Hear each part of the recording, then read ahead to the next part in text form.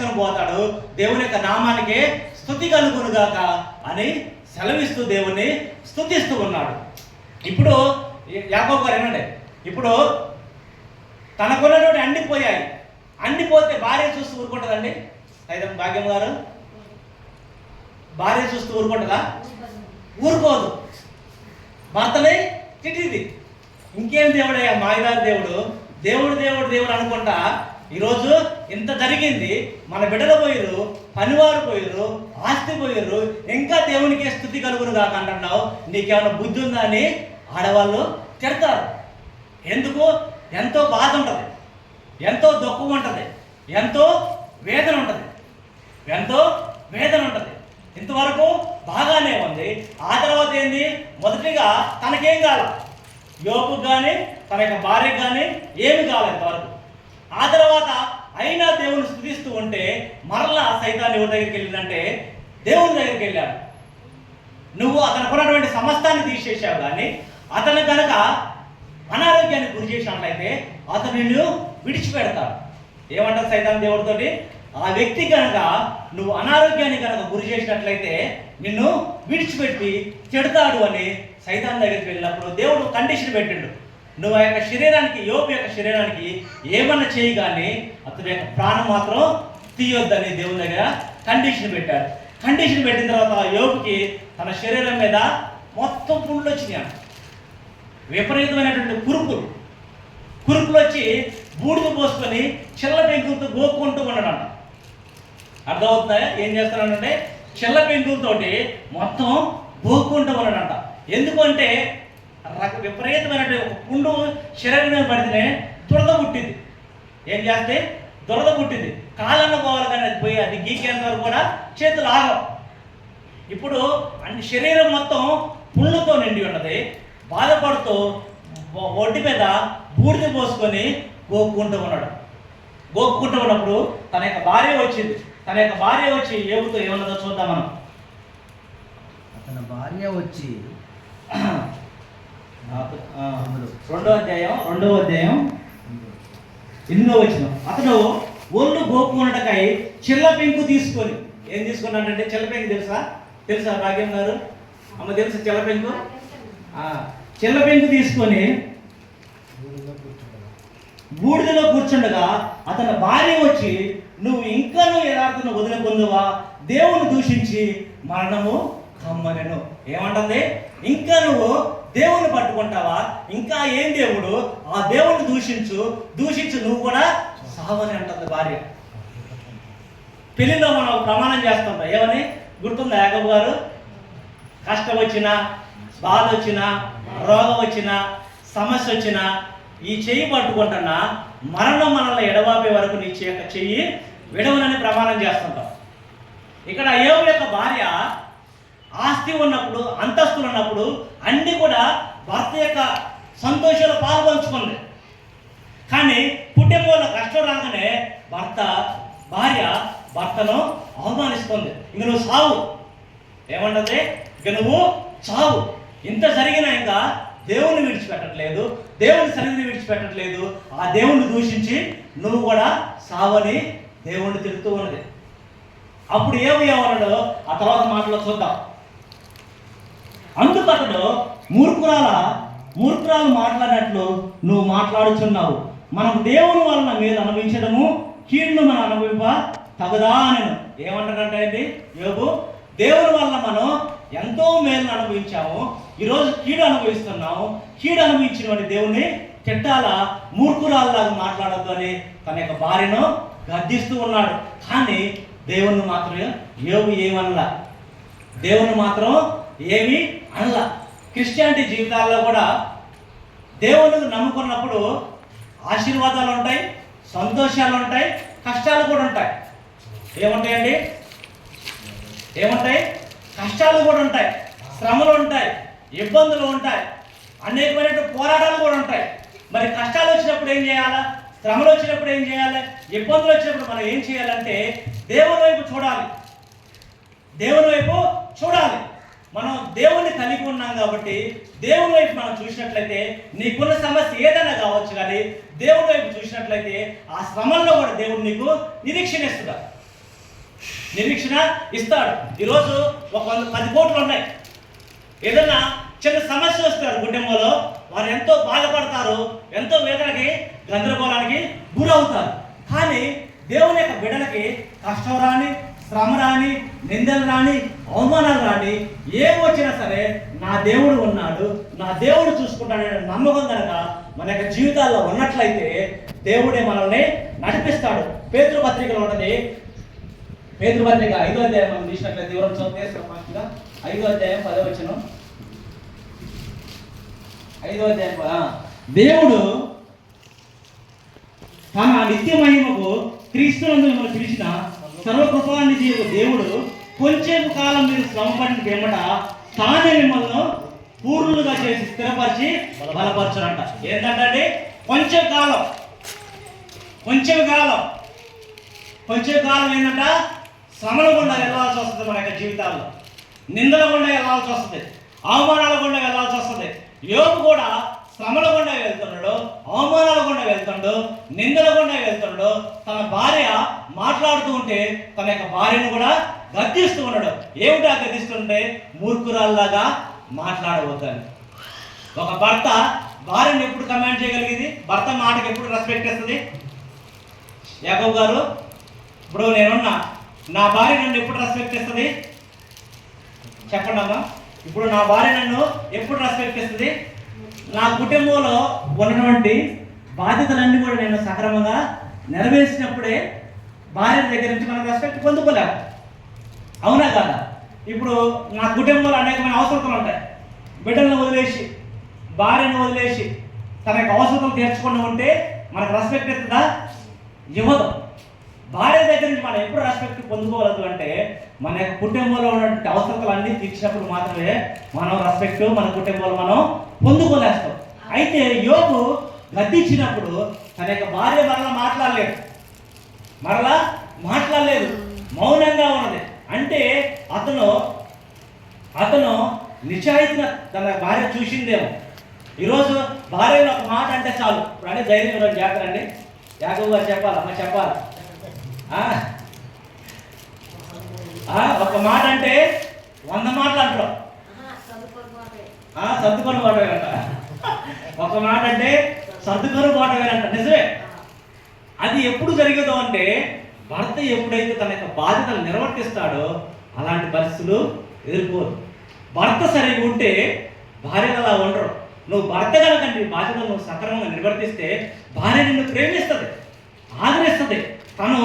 తన కుటుంబాన్ని విడిచిపెట్టి నీ కోసం వచ్చింది, తన తల్లిదండ్రులు విడిచిపెట్టి నీ కోసం వచ్చినప్పుడు నిన్నెందుకు నవ్వులు పాలు చేయాలని చూస్తుంది. అంటే మనం ఎప్పుడైతే మన కుటుంబంలో మన యొక్క బాధ్యతలు సరిగ్గా నిర్వర్తించలేమో మన భార్య కూడా మనల్ని రెస్పెక్ట్ చేయలేదు.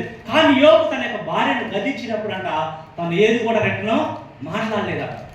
ఎంతవరకు బాగానే ఉంది. భార్యను గద్దించాడు, మౌనంగా ఉంది. బిడ్డలు కోల్పోయాడు, ఆస్తి పోయింది, అంతస్తులు పోయినాయి.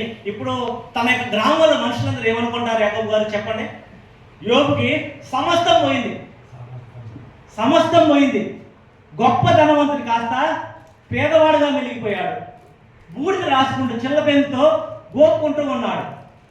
అటువంటి సమయంలో ఏమనుకుంటారు మనుషులందరూ? ఏమనుకుంటారండి? ఇతను ఏదో పాపం చేసి ఉంటాడు అనుకుంటారు. అందుకే ఈ దుస్థితి వచ్చిందనుకుంటా, అందుకే ఈ రోగం వచ్చిందనుకుంటా, అందుకే ఈ దుస్థితి వచ్చిందనుకుంటానే మనుషులందరూ కూడా నిందలు వేస్తూ ఉంటారు. అవునా కాదా? ఏదైనా కుటుంబంలో ఏదైనా జరిగితే మనుషులు అన్నీ తీర్పిస్తుంటుంటారు కుటుంబం మీద. అక్కడ జరిగిన పరిస్థితి ఏదో తెలియదు, వాళ్ళ ఇంట్లో ఏ జరిగిందో తెలియదు. కానీ మనుషులందరూ నోటికి ఏది వచ్చిందంటే ఆ అమ్మకు పోయి అలా చెప్పింది, ఈ అమ్మకు పోయి ఇలా చెబుతూ ఉంటారు. అలానే ఇప్పుడు యోబు కష్టం వచ్చింది, ఇబ్బంది వచ్చింది, శ్రమ వచ్చింది. తన యొక్క స్నేహితులు తెలుసుకున్నారు. స్నేహితులు తెలుసుకొని యోబు దగ్గరకు వచ్చారంట. యోబు దగ్గరకు వచ్చి అసలే బాధల్లో ఉన్నాడో, శ్రమల్లో ఉన్నాడో, బాధల్లో ఉన్న వ్యక్తి దగ్గరికి వెళ్ళి ఏం చేయాలండి? ఓదార్చాలి. అవునా కదా? కష్టంలో ఉన్న వ్యక్తి దగ్గరికి ఏం చేయాలి? ఓదార్చాలి. లేదా నీకు చేతనైనటువంటి సహాయం చేయాలి. సహాయం చేసినోడు కాదు, ఓదార్చినోడు కాదు. వీళ్ళు ఏం చేస్తారంటే యోగుని గుచ్చుతుర్రు, ముళ్ళు పెట్టి ఏం చేస్తారంటండి? యోబుని ముళ్ళు పెట్టి కూర్చుతూ ఉన్నారు. ఈరోజు సమాజంలో కూడా అటువంటి మనుషులు ఉన్నారు. ఉన్నారా లేరండి అండి? బాధలో ఉన్న వారి దగ్గరికి వెళ్ళి దేవుని ప్రేమ మనకు చూపించాలి, అంతేగాని బాధ పెట్టి రాకూడదు. ఎవరిని కూడా మన నోటితో కానీ, మన మాటలతో కానీ, మన ప్రవర్తనతో కానీ ఎవరిని కూడా మనం గాయపరచకూడదు. ఏడ్చేదే వారి దగ్గరికి వెళ్ళి ఏడవాలి, నవ్వే వారి దగ్గరికి వెళ్ళి నవ్వాలి. కానీ బాధల్లో ఉన్న వారి దగ్గరికి వెళ్ళి తన యొక్క స్నేహితులు వెళ్ళి అందరూ కూడా తన యోబుని అవమానపరుస్తున్నారంట.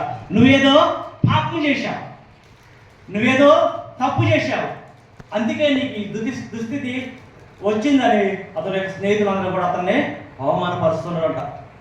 యోబు వాదిస్తున్నాడు, నేను ఏ పాపం చేయలేదు, ఏ తప్పు చేయలేదు, మరి ఈ దుస్థితి ఎందుకు వచ్చిందో నాకు తెలియదు అన్నప్పుడు తన యొక్క స్నేహితులందరూ కూడా అతని దగ్గర వాదిస్తున్నారంట. అసలే బాధలో ఉన్న వ్యక్తికి ఓదార్చినటువంటి స్నేహితులే అవమానపరుస్తూ ఉన్నారంట. ఈరోజు ఏ ఒక్కరు కూడా మనలో ఏ ఒక్కరిని కూడా అవమానపరచకూడదు. వాళ్ళకున్న కష్టం ఏదైనా కావచ్చు, ఏ అనారోగ్య సమస్య కావచ్చు, ఏ ఇబ్బంది కావచ్చు, కానీ అన్ని రకాలైన రోగాలు కానీ, జబ్బులు కానీ, విపత్తులు కానీ ఏ పరిస్థితుల్లో వచ్చిందో, ఏ కష్టంలో వచ్చిందో, ఏ ఇబ్బందులు వచ్చిందో మనకైతే తెలియదు. కాబట్టి మనం ఏం చేయాలంటే వారిని ఓదార్చాలి. యోబు యొక్క స్నేహితులు అతన్ని బాధ పెడుతున్నారు, గాయపరుస్తున్నారంట. ఏం చేస్తున్నారంటే గాయపరుస్తూ బాధ పెడుతున్నారంట. మన యొక్క జీవితాల్లో శ్రమలు వచ్చినాయని కృంగిపోకూడదు, ఇబ్బందులు వచ్చినాయని నిరుత్సాహపడకూడదు. దేవుని వైపు చూసినట్లయితే కొంతకాలం మీరు శ్రమ పడిన తర్వాత ఏమంటాడండి? జీవితకాలం మీకు శ్రమలు ఉంటాయని ఉన్నది అక్కడ. కొంచెం కాలం మీరు శ్రమ పడిన తర్వాత, దేవుడే మన యొక్క జీవితాల్లో కలగజేసుకొని నీకున్నటువంటి పరిస్థితులను ఆయన మార్చడానికి చాలినటువంటి దేవుడు. అంతేగాని దేవుని నమ్ముకున్న బిడ్డలు ఆసుపత్రికి వెళ్ళి చుట్టూ తిరుగుతూ ఉండాలని దేవుడు ఆశించడు. అప్పుల సమస్యలతో ఉండాలని దేవుడు ఆశించడు. అంతేగాని కుటుంబంలో ఇబ్బంది పడే వ్యక్తిగా ఉండాలని దేవుడు ఆశించడు. కానీ దేవుడు శ్రమ పెట్టిన తర్వాత దేవుడు దీవించడానికి ఆయన సిద్ధంగా ఉన్నాడు. ఆ శ్రమే లేకపోతే, ఆ కష్టమే లేకపోతే, ఆ ఇబ్బంది లేకపోతే మనుషులకి దేవుడు అనేవాడు గుర్తుకు రాడు. ఇప్పుడు చిన్నప్పుడు పిల్లలు ఉన్నారు 3 నెలలకు ఒకసారి ఎగ్జామ్ పెడతారు. ఏం చేస్తారండి? స్కూల్కి పిల్లలకి ఎగ్జామ్ పెడతారు. ఎందుకు పెడతారండి ఎగ్జాము? నీకు పెడతారా అమ్మ ఎగ్జామ్ పెడతారా? ఎందుకు పెడతారు? ఆ బాబు యొక్క నాలెడ్జ్ని తెలుసుకోవడానికి, ఎంత చదువుతుంది, ఎన్ని మార్కులు వచ్చినాయి అని తెలుసుకోవడానికి పిల్లలకి టీచర్లు ఎగ్జామ్స్ పెడతారు. మన యొక్క జీవితాల్లో కూడా శ్రమ వచ్చినప్పుడు మనం ఇంకా దేవుడి దగ్గర కావాలని దేవుడు ఆశిస్తున్నాడు. అలానే కాకుండా ఈరోజు ఆశీర్వదించినప్పుడు దేవుడు ఆశీర్వదించిండు, నాకు మేలు చేసిండు, నా కుటుంబాన్ని దీవించిండని గొప్పగా చెప్పుకుంటున్నారు. కానీ దేవుడు ఎప్పుడైతే మన యొక్క జీవితాల్లో కష్టం వచ్చిందో, నష్టం వచ్చిందో, ఇరుకు ఇబ్బందులు వచ్చాయో దేవుణ్ణి దూషించి దేవుని దగ్గర నుంచి పోయేవారు కూడా అనేక మంది ఉన్నారు.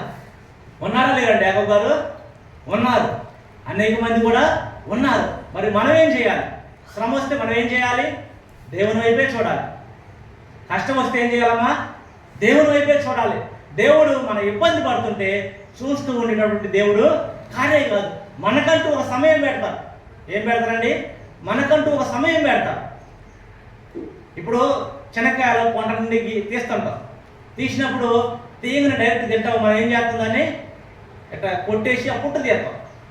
పుట్టు అంటే నల్ల కొట్టబడుతుంది. మనం కూడా దేవుడు ఏం ఆశిస్తుందంటే నల్ల కొడతాడు. దేవుడికి సమీపంగా ఉండాలని దేవుడు ఆశిస్తుంటాడు. మనం ఎప్పుడైతే నలుగుతూ ఉంటామో దేవుని దగ్గరగా చేరుతూ ఉంటాము. చేరిన తర్వాత మనకున్నటువంటి కష్టం కావచ్చు, శ్రమ కావచ్చు, ఇబ్బంది కావచ్చు, ఏదైనా సరే దేవుడు మన యొక్క పరిస్థితులను మార్చివేస్తాడు. కొంతకాలం శ్రమ పడిన తర్వాత దేవుడే కలగజేసుకొని మనల్ని అందరినీ కూడా ఆ శ్రమ నుండి, ఆ కష్టం నుండి, ఆ ఇబ్బంది నుండి మనందరినీ కూడా తీసివేస్తూ ఉంటాడు. ఆ తర్వాత మనం చూసినట్లయితే మొదటిగా యోబు దేవుని కోసం నీతిగా జీవించిండు, యథార్థంగా జీవించిండు. అదేవిధంగా యోబు కుటుంబాన్ని అతను ప్రార్థన కలిగి ఉంటాన్ని బట్టి దేవుడు ఆ కుటుంబాన్ని దీవించాడు. అదేవిధంగా యోబు ప్రార్థన చేయడాన్ని బట్టి దేవుడు ఆ కుటుంబానికి కాపుదలనిచ్చాడు. అదేవిధంగా యోబు కష్టాల్లో కూడా దేవుణ్ణి విడిచిపెట్టలేదు. ఇంకా మనం చూసినట్లయితే యోబు యొక్క స్నేహితులు కూడా అతన్ని అవమానపరుస్తున్నారు. అటువంటి సమయంలో దేవుణ్ణి దగ్గరగా జీవించాడు కానీ తన నోటి మాట చేతగా యోబు దేవుణ్ణి అవమానపరచల. మరి అలా నమ్మకం ఉన్నటువంటి యోబుని దేవుడు వదిలిపెట్టాడంటే వదిలిపెట్టలేదు. మరలా కొంతకాలం తర్వాత, శ్రమ పడిన తర్వాత దేవుడే అతనికి మంచి ఆరోగ్యాన్ని ఇచ్చాడు, మరలా ఆశీర్వాదాన్ని ఇచ్చాడు, ఘనతనిచ్చాడు, మరలా పోగొట్టుకున్నటువంటి పిల్లలను కూడా ఇచ్చినాడు దేవుడు. ఏం చేసినాడండి? 7 కుమారులు 3 కుమార్తెలు కూడా దేవుడు మరలా ఇచ్చిండట. మరలా ఇచ్చిన తర్వాత ఆ తర్వాత అతను 140 సంవత్సరాలు బతికినాడండి. మనిషి ఎన్ని సంవత్సరాలు బతికినాడండి? 140 సంవత్సరాలు బతికినాడు. ఏది? ఈ కష్టం వచ్చిన తర్వాత 140 సంవత్సరాలు బ్రతకడం మాత్రమే కాకుండా తన యొక్క మనవలను చూశాడు, మనవరాలను చూసిండు, దేవుని యొక్క ఆశీర్వాదాలు తన యొక్క జీవితంలో పొందుకున్నాడు. మరి ఈ వాక్యం ద్వారా మనం ఏం నేర్చుకోవాలి? ఇప్పుడు వాక్యం సేపు చెప్పినే, దీని ద్వారా మనం ఏం నేర్చుకోవాలి అంటే, మనం ఏం నేర్చుకోవాలంటే యోబులాగా నీతిగా జీవించాలి. ఏంటండి? నీతిగా జీవించాలి, యథార్థంగా జీవించాలి. నీతిగా యథార్థంగా జీవిస్తే యోబు ఏం పొందుకున్నాడు? ఆశీర్వాదం పొందుకున్నాడు. దేవుడు ఒక వ్యక్తిని ఆశీర్వదిస్తే ఒక తరం అనేది ఉండదు. ఏందన్నది? ఒక తరం అనేది ఉండదు. ఈ లోపల కోటేశ్వర్లు ఉంటారు. ఈరోజు కోటేశ్వర్లు కాస్త నెక్స్ట్ తరానికి వచ్చిన వాడు బిడ్డలకి ఏముండదు. కానీ మన యొక్క జీవితాల్లో దేవుడు కనుక ఒక వ్యక్తిని కనుక ఆశీర్వదిస్తే ఆశీర్వాదం ఎలా ఉంటుందంటే తరతరాలు ఉంటుంది అంటమ్మ. భాగ్యం గారు ఎలా ఉంటుందండి? తరతరాలు ఉంటుంది. ఇప్పుడు నేను ఆశీర్వదించితే ఆశీర్వాదం నా బిడ్డల జీవితంలో కూడా చూస్తాం, నా బిడ్డల జీవితంలో కూడా చూస్తాం. దేవుడు లేకుండా ఎంత డబ్బు ఉన్నా, ఎంత ఆస్తిపాస్తులున్నా, ఎన్ని ఉన్నా కొంతకాలం వరకు ఉంటాయి, కానీ అది ఎల్లకాలం శాశ్వతం కాదు. కానీ మనం దేవుని కలిగి ఉండాలి. దేవుని యొక్క ఆశీర్వాదం మన యొక్క జీవితంలో మనం పొందుకోవాలని దేవుడు ఆశిస్తూ ఉన్నాడు. మొదటగా యోబుని దేవుడు నీతిమంతుడు అన్నాడు. రెండోదిగా యోబును దేవుడు దీవించాడు. మూడోదిగా యోబు కష్టాల్లో కూడా దేవుణ్ణి విడిచిపెట్టలేదు. అదేవిధంగా యోబు రెండంతలుగా ఆశీర్వాదం పొందుకున్నాడు. మన జీవితాల్లో మనం ఒకవేళ కష్టాల్లో ఉన్నప్పుడు, ఇబ్బందుల్లో ఉన్నప్పుడు దేవుణ్ణి అవమానపరిచేవాడు కాకుండా, ప్రభువా నాకున్నటువంటి కష్టం ఇది, ప్రభువా నాకున్నటువంటి శ్రమ ఇది, ప్రభువా నాకున్నటువంటి వ్యాధి ఇది ప్రభు అని మనం దేవుని సన్నిధిలో విశ్వాసంగా కనుక ప్రార్థన చేసినట్లయితే దేవుడు మన యొక్క కష్టాలను తీర్చడానికి ఆయన సిద్ధంగా ఉన్నాడు. మన యొక్క ఇబ్బందుల్ని తీర్చడానికి ఆయన సిద్ధంగా ఉన్నాడు. మనం ఏం చేయాలంటే దేవుణ్ణే చూడాలి. ఏం చేయాలండి యాకోబు గారు? దేవుణ్ణే చూడాలి, దేవుణ్ణే కలిగి ఉండాలి. దేవుని వైపు మనం గురి కలిగి జీవించినట్లయితే దేవుడు మన కుటుంబాన్ని ఆశీర్వదించడానికి ఆయన సిద్ధంగా ఉన్నాడు. తల్ల ఉంచుకొని కొన్ని క్షణాలు కళ్ళు మూసుకొని ప్రార్థన చేసుకోండి. ఈ రోజుల్లో ఒకవేళ ఇబ్బందులు రావచ్చు, అనారోగ్య సమస్యలతో రావచ్చు, అప్పుల బాధలతో రావచ్చు, ఇంట్లో సమాధానం లేని స్థితిలో రావచ్చు. కానీ ఏ స్థితిలో వచ్చినా సరే, ఏ కష్టంలో వచ్చినా సరే దేవుని దగ్గర నువ్వు మొరపెట్టినట్లయితే దేవుడు నీ కుటుంబాన్ని జ్ఞాపకం చేసుకొని యోబుకున్నటువంటి కష్టాన్ని ఏ విధంగా తీసివేసి మరలా దేవుని యొక్క ఆశీర్వాదం యోబు పొందుకున్నాడు. నీ జీవితంలో, నీ కుటుంబంలో కూడా దేవుడు ఆశీర్వదించడానికి ఆయన సిద్ధంగా ఉన్నాడు. తలలో ఉంచుకొని కొన్ని నిమిషాలు మనం పరిశీలన చేసుకుందాం. కొన్ని నిమిషాలు ఏ ఒక్కరు మౌనంగా ఉండదు, ప్రార్థన చేయండి.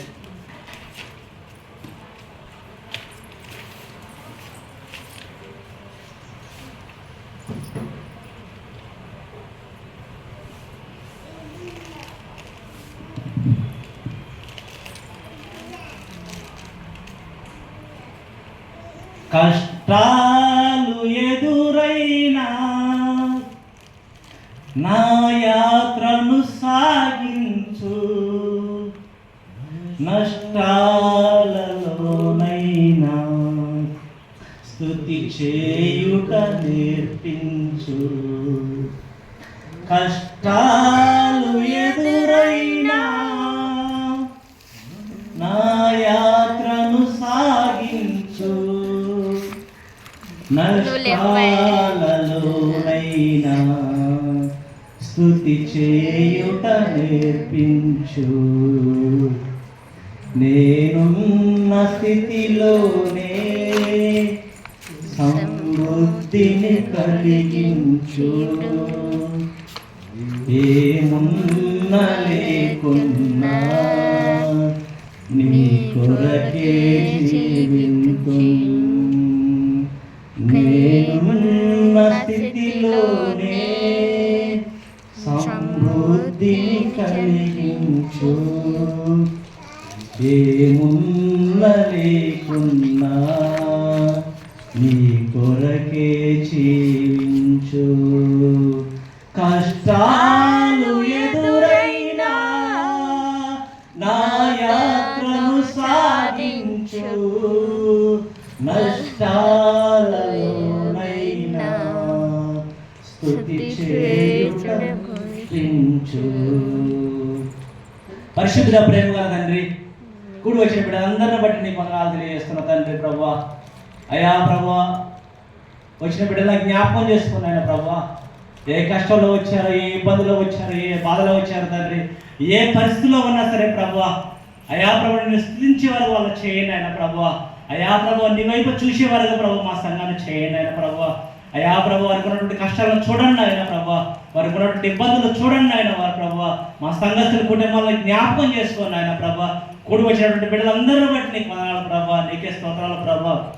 అదేవిధంగా ప్రభా, అయా ప్రభా, జానం గారి కుటుంబాన్ని జ్ఞాపకం చేసుకుని ఆయన ప్రభా, భాగ్యం గారిని, సైదం గారి కుటుంబాన్ని ప్రభా, అదేవిధంగా యాకోబు గారిని, ప్రభుదాస్ గారిని ప్రభా, మహిళమ్మ గారిని, నాగేశ్వర బ్రదర్ని ప్రభా, మా సంఘస్థుల కుటుంబాలన్నీ కూడా జ్ఞాపకం చేసుకుని ఆయన ప్రభా.